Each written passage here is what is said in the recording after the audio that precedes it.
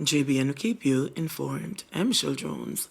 Before we get into the news, please remember to like, subscribe, leave a comment, and share the news with someone today. Now on to the news. Man succumbs after being electrocuted in racecourse, Clarendon. Kurt Mitchell, one of 3 men who reportedly suffered electrical shocks from down power lines in Banks, racecourse, Clarendon on August 3, has died. Mitchell reportedly died at the Kingston Public Hospital on Tuesday. A utility pole reportedly belonging to the Jamaica Public Service Company fell on the motorcyclist who was traveling along the main road. It was further reported that 2 residents who attempted to assist him also received electrical shocks. It is understood that Mitchell, a well-known barber in his community, lost his fingers at the scene. Following the incident, the JPS has faced intense scrutiny, with residents criticizing the company for alleged negligence. St. Catherine man shot following alleged knife attack on licensed firearm holder. A St. Catherine man was shot and injured after he allegedly attacked a licensed firearm holder early Tuesday morning along Walks Road in the parish. Reports are that at about 1:30 a.m., the injured man was at a business establishment behaving boisterously and was warned to desist. He reportedly left the venue and returned armed with a ratchet knife, which he used to attack the licensed firearm holder. The licensed firearm holder fired a warning shot, but the man reportedly continued to advance. The licensed firearm holder then fired 2 shots in the man's direction and he was hit. He was taken to hospital where he was admitted. The Spanish Town Police have seized the gun used in the incident and launched an investigation into the matter. Alleged armed robber fatally shot in St. Elizabeth, guns and ammo seized. Police are reporting that an alleged armed robber was fatally shot during a confrontation with officers, and the 2 guns, along with 61 rounds of ammunition, were seized in separate incidents in St. Elizabeth over the past week. On Sunday, police responded to a robbery in Fullerswood around 10 p.m., where 2 men reportedly held up and robbed patrons at a bar. The men were intercepted, and during a confrontation, 1 man was shot and injured. He was pronounced dead at the hospital. A Smith & Wesson Springfield pistol with 1 live round was seized, according to the police. A motorbike reported as stolen was also recovered. 2 days earlier, on Friday around 11 p.m., during a joint targeted operation carried out by the Area 3 Fugitive Apprehension Team and members of the St. Elizabeth Police at Richmond District, 43 12-gauge cartridges were seized. Police also reportedly found 2 5-gallon buckets containing ganja seeds and 5 pounds of vegetable matter resembling ganja. 43-year-old Dosard Nation, a farmer from Richmond in Mountainside, was arrested on charge in connection with the seizure. In the latest incident on Tuesday around 11 p.m., police conducted an operation in Middlesex where an unoccupied premises was searched. The police reported finding a black 9mm pistol with 1 magazine and 17 live 9mm cartridges in a knapsack. No arrests were made in relation to this seizure. 17-year-old student charged for Craigtown double murder. Swift investigations by the Kingston Western Police have resulted in a 17-year-old student being charged for double murder, which occurred in Craigtown, Kingston 12. The student was charged with 2 counts each of murder, possession of a prohibited weapon, unauthorized possession of ammunition, and using a firearm to commit a felony. The double murder occurred at a bar at the corner of Union Street and Clarence Road in Craigtown, Kingston 12, on July 28, 2024. The deceased were identified as 64-year-old Caroline Lyons, otherwise called Jungle Youth from Union Street, and the 62-year-old Trevor Collins, otherwise called Cow, from Poyet Street in the community. Lyons operated the bar where the incident took place, the police reported. Reports were that around 1:50 p.m., both men were at the bar when they were pounced upon by several men armed with guns. The men opened gunfire, hitting them.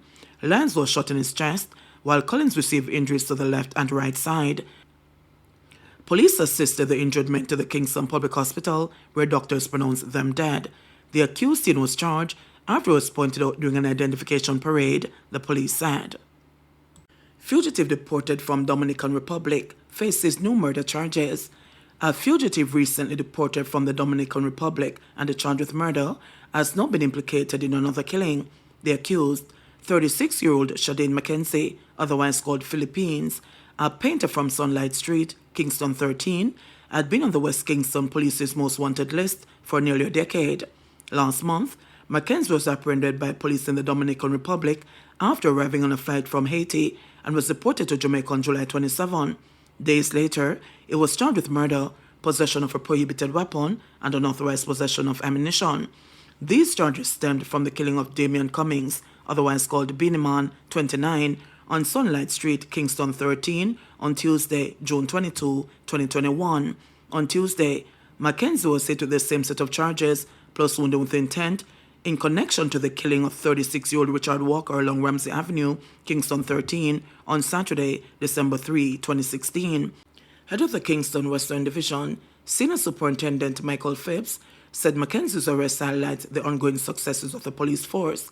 Mackenzie was placed on a wanted list since 2016. However, he managed to flee our shores, but our relentless efforts in pursuing him continued. With the support of our international partners, we were able to track and apprehend him, SSP Phipps said. He assured that the police have and will continue pursuing wanted people and persons of interest linked to major crimes within the division. And I can tell you that our efforts to pursue and arrest wanted persons within the division will continue. And of course, we have the support of our international partners, so we're able to pursue them wherever they go, the senior cop added. In the 2021 incident, police report that around 1 p.m., 3 gunmen ambushed Cummings and shot him multiple times in the upper body before fleeing on foot.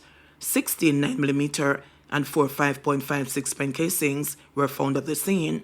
In the 2016 incident, Walker just entered his yard on Maxfield Avenue when he saw 2 gunmen walk in. Walker shouted to alert others in the yard, prompting the gunmen to chase and shoot him. A passerby was also shot and injured during the incident, according to police reports. Embattled Mark Barnett requests separation from NWC. President of the National Water Commission, Mark Barnett, has written to the management requesting a separation from the utility company. Barnett was being suspended by the NWC, has made it clear that the relationship between the two is beyond repair. His lawyers have also threatened to take the commission to court over Barnett's separation package. According to information received, Barnett, through his attorneys, wrote to the commission in January requesting that the parties begin discussions regarding his separation package from the NWC. Barnett, whose contract expires in 2026, was sent on administrative leave in October last year, following a report submitted by the Integrity Commission regarding a housing complex he owned along with his wife, Annette Francis Barnett, at Claremont Drive in St. Andrew. He was accused of breaching the environmental permit during the construction of the complex. But despite a host of protests by civic groups and the public for action to be taken against the Barnetts, the Director of Public Prosecutions ruled that the two cannot be prosecuted for breaching the environmental permit for their development. In the letter requesting the separation, Barnett's attorneys argued that their client was badly treated by the company. They also accused the company of damaging his reputation when it accused him of dishonesty and threatened to hold a disciplinary hearing against him. The attorneys told the company that no reasonable tribunal would agree with its claim that Barnett dealt dishonestly with the commission. They further argue that a settlement is the best course in the circumstances, given the damage to the employment relationship, which from all indications is beyond repair. Barnett's attorneys have rejected the NWC's offer made in May of 6 months' salary and emoluments, stating that the offer is unacceptable. It argued that the commission will not be able to defend a decision to summarily dismiss Barnett. In any event, summary dismissal is no longer open to the company, as by its actions, the commission has already constructively dismissed Barnett. The lawyers maintained that there is no justifiable reason for Barnett to have been kept away from work since he was sent on administrative leave in October 2023. They pointed to the fact that there would be no hearing before a decision was taken to send him on administrative leave. They insisted that Barnett's professional reputation has been damaged by the conduct of the commission. The lawyers have requested an improved offer of no less than 12 months' salary and emoluments starting July 1, 2024, together with payment of all other outstanding obligations due to him. Barnett's lawyers have threatened to file action against the NWC before the Supreme Court to settle the impasse. JBN will keep you informed. Please remember to subscribe, like, share, leave us a comment, and click the notification bell to receive our daily news items.